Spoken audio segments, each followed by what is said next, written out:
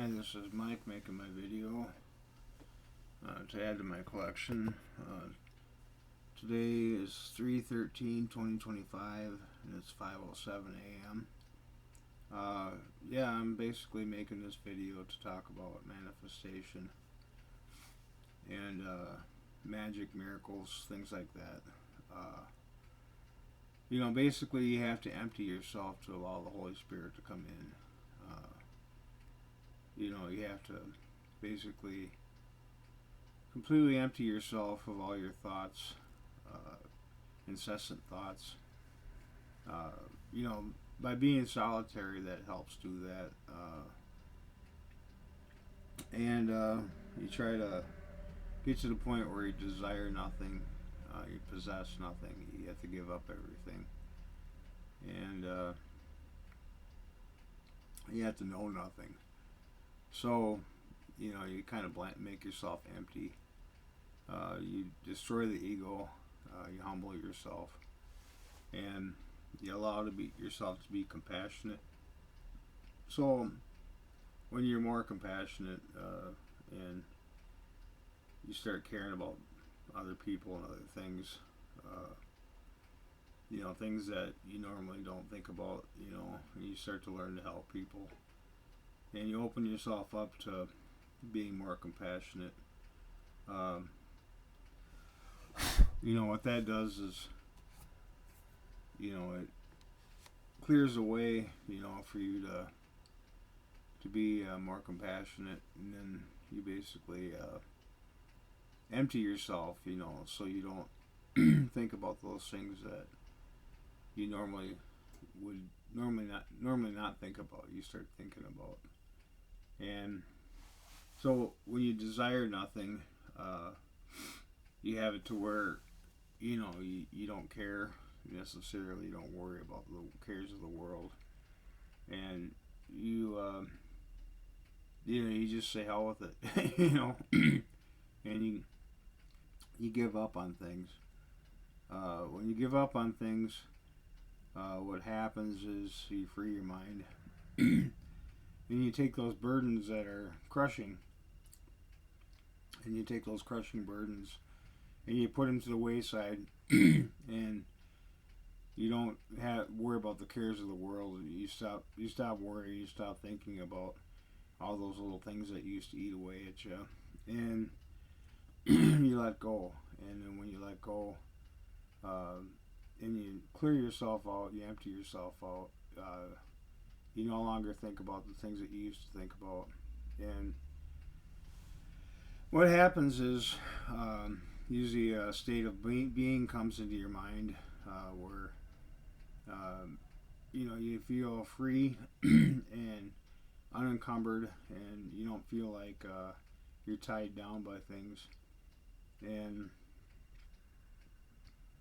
basically, usually what accompanies that is an epiphany of some sort, and then it's a boil off point where you don't have those things eating away at you, and you have an epiphany happen that kind of changes the way you think about things, and then you basically have it to where you feel free and unencumbered, and you have this sense of warmth, loving feeling, a warm, comfortable feeling, cover your whole body and your whole mind, and usually that's what accompanies that epiphany. So, you have to empty yourself out to allow your cup to be filled again with new wine, new knowledge, new ideas, new epiphanies. And usually you go through a succession of times where things get emptied out and new wine comes in, and of course there comes a point in time in life where you no longer have the desire to chase after the things that you used to chase after, worldly pleasures, and you basically have it to where you feel kind of empty, because those things are gone, and you know, you've been filled up with the Holy Spirit, with all the things about the Holy Spirit. But then again, you don't have the desires that you used to have. You no longer have sexual desires. You no longer have desires to own a lot of things. You start getting away from owning a lot of stuff, and basically, so you desire nothing. You don't desire new knowledge and stuff like that. You pretty much know what you know, and you don't really chase after new desire, empty pleasures, like sexual things, and having a lot of money and stuff like that. Don't get me wrong, it's nice to have money and stuff, it's necessary, but sometimes you get to the point where you don't take more than you need. You take what you need, and you leave the rest for other people to have. Let's say, for example, you go to the food shelf, you don't take 80 pounds of groceries every time you go. You get just the things you need, and you no longer get in line, and you don't panhandle, you don't try to make money all the time, and you don't buy those expensive cars. You stop buying all those cars because half of them are going to be junk anyway, with problems. And you stop chasing after empty pleasures. Definitely sexual things you stay away from. And I still buy things, I still do things, but not to the extent that I used to. And it's not. The money that you have doesn't really define who you are. It's like on a video game, you always try to get to be number one and play the game, and you have as many weapons as possible, and you do this and you do that, and then you get to the point where you conquer the game, and you're just looking around thinking, what else is there? And you feel kind of empty and depressed, because it's like you got to that point, and or you chase after certain things, and then you finally get them, and then it's like you get them, and then it's just you're thinking to yourself, what else is there? And that's more or less, in a nutshell, what it's all about. It's like sometimes you're chasing after things that are empty, and you're doing all that, and then you get to the point where it's not so much the end game, it's actually the journey itself. It's like you're always trying to get to the top of the mountain, and it's like, trying to get to the top is actually the challenge, and then you're always engaged in that. But once you get there, a lot of times, you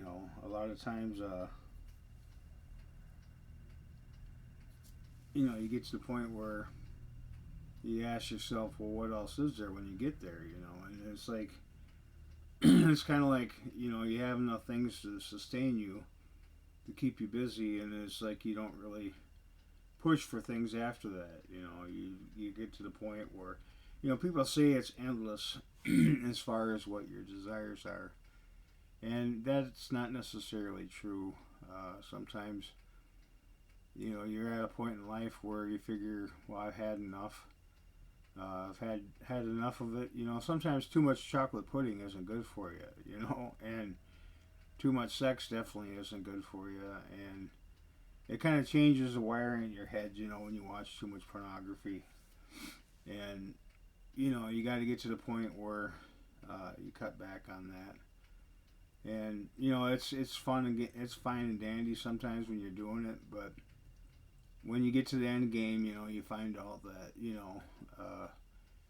you end up getting to the point where you don't respect women, and you treat them badly. And, it's like the thing is a woman is very versatile. She'll accept whatever she gets, and sometimes they're just looking for a person that cares about them, and they're not looking for the sexual stuff all the time. So, with that being said, sometimes too much is too much. Sometimes you have too big of a house, too much maintenance, and you have this big dinosaur that you gotta feed. You buy a lion, you gotta feed it meat. And it's kind of like that with a girlfriend, or you have a house that's a giant dinosaur, and you gotta feed it, and you gotta take care of it, and you gotta maintain it.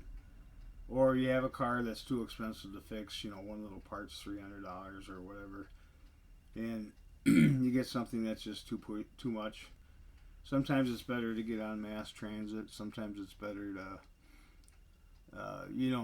get involved in things that aren't so much and get kind of a minimalist philosophy on things.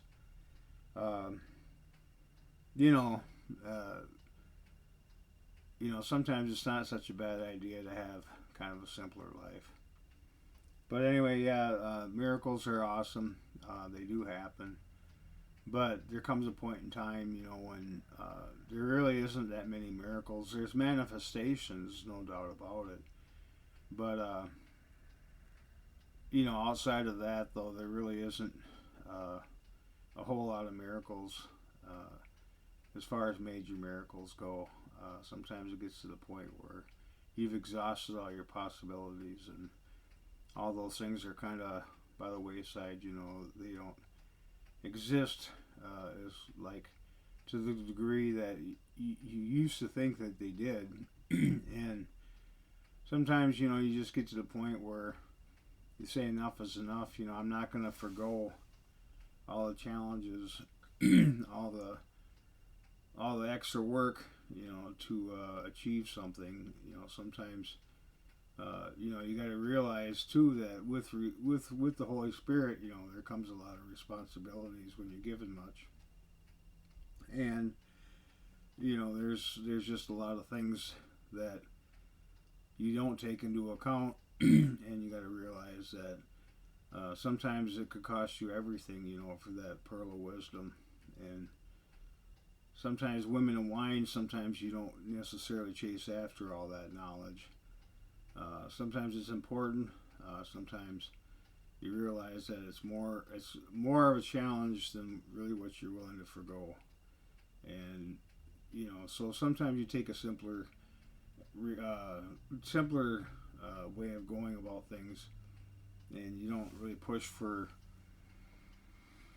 all those supernatural events. I'm not saying that it's not something you should do. I'm saying you should do it, but you should also realize that there comes a point in time, when you've exhausted everything, and there's no longer trying to be number one. You take a second step. You sit in the back of the classroom, and then sometimes you get called to the front. So you don't have to. It's okay to be modest and pursue smaller things in life and appreciate the smaller things. You might realize that living a simpler life kind of frees you up with a lot of things, and you don't have to take on as many responsibilities.